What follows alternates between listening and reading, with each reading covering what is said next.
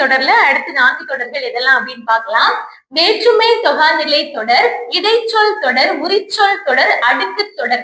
இந்த பெயரை பார்த்தாலே நமக்கு தெரிஞ்சிருக்கும். ஃபர்ஸ்ட் என்னது? வேற்றுமை தொகாநிலை தொடர்.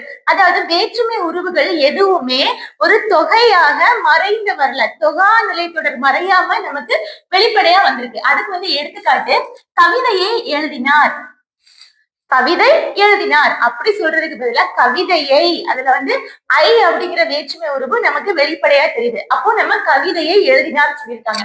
இதுவே ஆள் வந்துச்சுன்னா எப்படி நம்ம எழுதலாம்? கவிதையால் வர்ணித்தார். கு, கவிதைக்கு பரிசளித்தார். இன், கவிதையின் அழகு. அடுத்து அது, கவிதையினது பொருள். அடுத்து கண், கவிதை கண் எதுகையும் மோனையும் உள்ளன. இந்த மாதிரி அந்த வேற்றுமை உருவை வைத்து நம்ம கவிதையை ஒரு வார்த்தையை வைத்து மாறி மாறி நம்ம பொருள் கொண்டு வரலாம். ஆனா எல்லா வேற்றுமை உருவுமே எப்படி வந்திருக்கு? மறையாம வெளிப்படையா வந்திருக்கு. அப்ப வேற்றுமை தொகா நிலை தொடர். அடுத்தது பாருங்க, இடைச்சொல் தொடர். அப்ப கண்டிப்பா ஏதோ ஒரு இடைச்சொல் இருக்கலாம். என்ன இடைச்சொல்லா இருக்கலாம்? மற்று, கொண்டு, படி, மற்று, பிற அப்படி சொல்லுவாங்க. இந்த மாதிரி ஏதாவது இடைச்சொல் வெளிப்படையா ஒரு தொடர்ல வந்துச்சு அப்படின்னா இடைச்சொல் தொடர். அடுத்தது உரிச்சொல் தொடர். சால, உரு, தவ, நனி, கூர், களி, மா, கடி.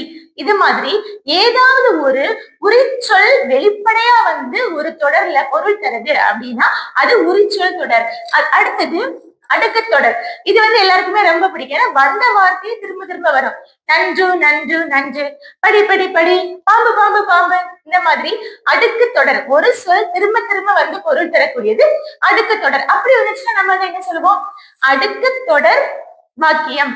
இந்த மாதிரி 9 வகைகள் தொகாநிலை தொடர்ல இருக்கு. இதுல ஏதாவது ஒரு எடுத்துக்காட்டு கமெண்ட்ல சொல்லுங்க.